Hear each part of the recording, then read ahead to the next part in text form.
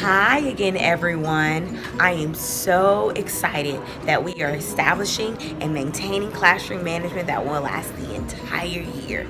I can't believe we're finally at tip number 4, which is one of my favorite, believe it or not, how to de-escalate a situation. That is tip for today.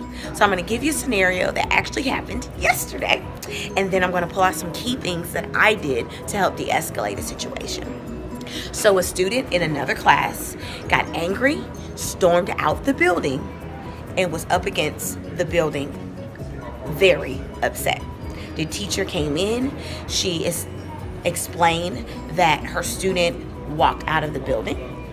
I took a deep breath and I moved quickly out the door to make sure that the student hadn't crossed the street or went into the neighborhood. Fortunately, the student was right there by the door. So when I approached the situation, I was very calm. I was on my own breathing, and I kept a safe distance from the student. I could tell by his body language that he was extremely angry. So I was taking time to assess the situation. His arms was folded, his eyes were kind of glazed over, and he wasn't communicating verbally at all. So I told him that I can tell by his body language he's extremely upset. And I know what it feels like to be upset. I then went on to tell him how I get lost a lot in Columbia because I'm new to the area. Then the vice principal came along and she said how she wanted him to be safe and she wanted him to move towards the building.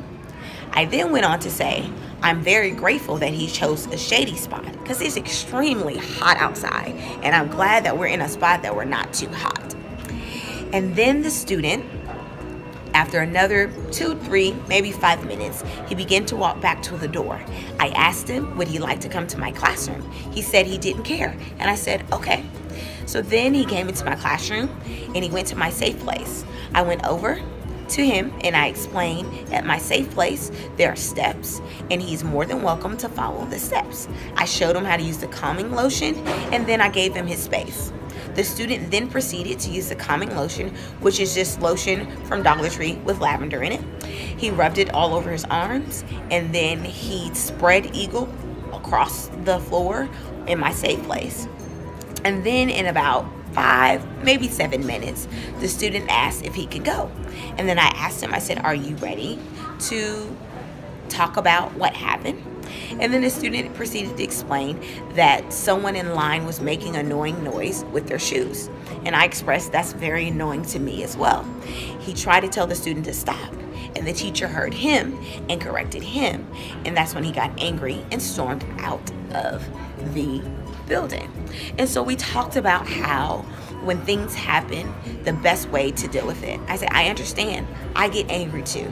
The best thing you can do when you get angry is to breathe first. Because when you're angry, you're not thinking very logical or you're not thinking very good thoughts and you will not make a good decision.